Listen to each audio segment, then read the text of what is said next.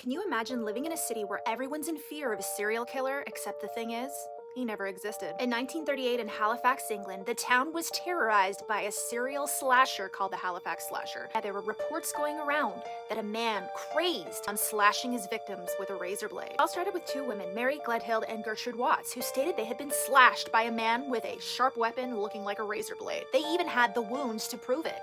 So police went on a crazed manhunt. Several other people came out of the woodwork with accounts of being slashed by a crazed man. Everyone in the town was completely baffled. Why would two women be attacked in the middle of the night for seemingly no reason at all? And this went on for 2 weeks, and several more people came around with very similar accounts of being slashed. They had their best policemen on these cases to try and determine who the slasher was. The stories weren't adding up. The wounds didn't match up with what they were saying and how they received them.